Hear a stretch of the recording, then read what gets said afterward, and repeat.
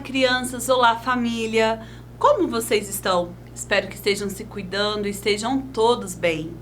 Sejam bem-vindos ao nosso canal da TV Araxá Educa. Eu sou a professora Luciene, professora de língua portuguesa, e vamos estudar muitos conteúdos bem bacanas. Vamos lá? Vocês são meus convidados especiais para a nossa aula de hoje. Bom, para começarmos os nossos encontros, vamos falar sobre a origem da escrita na nossa língua portuguesa aqui no Brasil. De onde surgiu a escrita? Como que começou tudo? Porque é tão importante aprendermos muito mais sobre a nossa língua portuguesa. Vamos lá? Vocês vão agora assistir um pequeno vídeo contando a origem da escrita. Os primeiros registros gráficos surgiram quando os seres humanos começaram a pintar as paredes das cavernas com imagens que representavam sua realidade. Embora a pintura rupestre esteja longe do que hoje chamamos de escrita, ela mostra que os grupos humanos sentiram a necessidade de registrar fatos, ideias e sentimentos.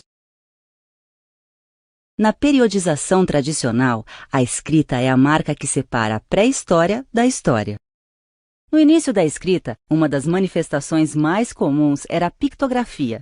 Nesse sistema, seres e objetos são representados por meio de desenhos figurativos. Com o tempo, os desenhos se tornaram mais abstratos e passaram a representar também ações e sentimentos. Acredita-se que a maioria dos registros escritos surgiu das relações sociais cotidianas ligadas, por exemplo, às práticas religiosas e às atividades comerciais. A escrita foi criada de forma independente em sociedades de várias partes do mundo, como na Mesopotâmia, no Egito e na China. Na cidade suméria de Uruk, foram encontrados os registros escritos mais antigos de que se tem notícia. A escrita cuneiforme é originária do sul da Mesopotâmia, no atual território do Iraque. Há indícios de que ela foi inventada pelos sumérios. Na escrita cuneiforme sumeriana, cada sinal era gravado na argila úmida com a ponta de um estilete de vime e, por isso, adquiria a forma de cunha. Essa escrita tinha cerca de 2.000 signos. Alguns representavam palavras e outros prefixos e radicais. Cerca de 1.000 anos depois, no Egito Antigo, surgiu a escrita hieroglífica. Os hieróglifos são desenhos que representam ideias ou sons. Naquele tempo, a escrita era domínio quase exclusivo de profissionais especializados, chamados escribas. Os caracteres cuneiformes dos sumérios e os hieróglifos egípcios estão entre os exemplos mais antigos de escrita ideográfica. Outro exemplo são os caracteres chineses. Os mais antigos registros conhecidos têm cerca de 3.500 anos. Mas já há descobertas indicando que as origens da escrita chinesa talvez sejam muito mais antigas. Inicialmente, a escrita chinesa representava apenas ideias e não sons. Com o tempo, os chineses introduziram sinais fonéticos na escrita para representar alguns sons da fala. Com base em escritas mais antigas, os fenícios aperfeiçoaram o sistema criando o alfabeto. 22 letras representavam os principais sons da língua desse povo, que habitava uma estreita faixa de terra situada entre o litoral do Mar Mediterrâneo e as montanhas do atual Líbano. O alfabeto foi criado para facilitar a atividade comercial fenícia, que se expandia por todo o Mar Mediterrâneo. Posteriormente, os gregos aperfeiçoaram o alfabeto fenício ao acrescentar as vogais. O alfabeto fenício foi a origem dos sistemas alfabéticos modernos, como o grego, o árabe, o hebreu e o latino. O alfabeto latino ou romano é o sistema de escrita que deu origem à língua portuguesa, entre várias outras. Como vocês observaram no vídeo, o processo da escrita foi muito interessante. Desde a época das cavernas até no período de hoje, né? Os desenhos lá na pintura rupestre foram se modificando, foram criados símbolos, até chegarmos na escrita das letras. Letras essas que vocês já conhecem, não é mesmo? Mas você já se perguntou quais são as línguas mais faladas no mundo? Será que todo mundo conversa como nós? Será que todo mundo fala língua portuguesa? Não, existem muitas línguas. Embora exista atualmente mais de 7.000 idiomas, vocês sabiam disso? 7.000 línguas diferentes, maneiras diferentes de conversar. Apenas 25 cobrem mais da metade da população mundial. Isso mesmo. Bom, em primeiro lugar está a língua inglesa. Isso mesmo, o inglês. Mais de 1.268 bilhões de falantes. Muitas pessoas, né? Em segundo lugar, o chinês mandarim, com 1.120 bilhões de falantes. Em terceiro lugar, a língua hindi, com 637 milhões de falantes.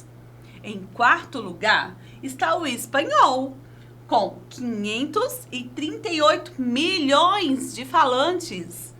Em quinto lugar, o francês, que temos mais de 277 milhões de pessoas que falam a língua francesa. Em sexto lugar está o árabe, com 274 milhões de falantes. Em sétimo lugar, o bengali, com 265 milhões de falantes. Em oitavo lugar, o russo, com 258 milhões de falantes. E nono lugar está a nossa língua portuguesa. Isso mesmo. Acha que é só aqui no Brasil que nós falamos a língua portuguesa? Não, não, não. Tem mais de 252 milhões de falantes. Em décimo lugar, o indonésio, com 199 milhões de falantes. Então, olha que legal. A língua portuguesa é a nona língua mais falada no mundo.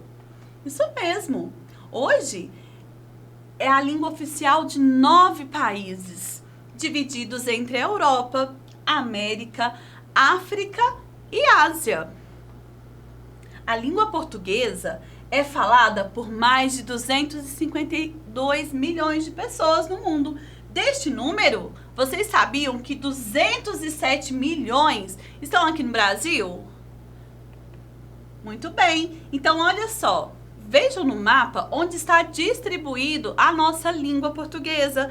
Nesses países, a língua predominante é a língua portuguesa, igual nós falamos em Portugal, em Cabo Verde, em Guiné, na Angola, todos esses outros países. Eu conheço pessoas que saíram aqui de Araxá para realizar trabalho em outros países, por exemplo, na Angola. E a comunicação entre eles é muito fácil, mesmo que o sotaque seja um pouco diferente, né? Algumas palavras, mas a língua que predomina é a língua portuguesa. Então, a comunicação entre as pessoas fica bem mais fácil. Bom, o tupi era a língua mais falada no Brasil até o século XVIII, quando o português foi imposto pela metrópole. Então, antes, aqui no Brasil, a língua que predominava era tupi, a língua que os índios usam, né? Mas depois, começou então a língua portuguesa. No Brasil, fala-se a língua portuguesa, porque o nosso território foi colonizado pelos portugueses a partir dos anos de 1500. Existem variações de acordo com as condições sociais, culturais, regionais e históricas em que é utilizada. Então, aqui nós estamos falando de outra variação. Aqui mesmo, no Brasil, vocês já perceberam que depende da região, o estado, cada pessoa fala de um jeito, né? Se eu for lá no Rio de Janeiro e falar, uai, eles na hora vão saber, essa aí é de Minas Gerais. Ela, né, fala uai. Então, vamos lá. Observem. Que sou? Véi. Uai, sou. Oxi. Vou piar.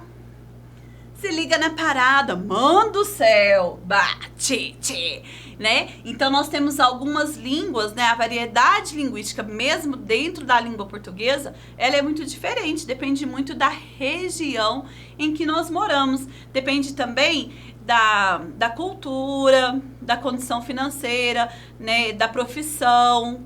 Então nós temos dentro da língua portuguesa diferentes jeitos de comunicar. Bom, retomando, aqui no Brasil predomina-se então a língua portuguesa, certo? Mas isso me impede de aprender outras línguas? Não! Vocês têm a oportunidade de estudar e conhecer também as outras línguas. Isso é muito importante para uma boa comunicação. Mas aqui no Brasil, o que predomina é a língua portuguesa. Então, dentro da língua portuguesa, nós temos as letras do alfabeto, que vocês já conhecem. Temos letras maiúsculas, minúsculas, podemos usá-las de forma impressa ou até mesmo com a letra cursiva, que é aquela letra redondinha, manuscrita. As letras formam sílabas. As sílabas formam palavras. As palavras formam frases. Por exemplo, me dê um balão, uma frase interrogativa. Meu braço é comprido, uma frase afirmativa. O Brasil é um país maravilhoso, uma frase exclamativa.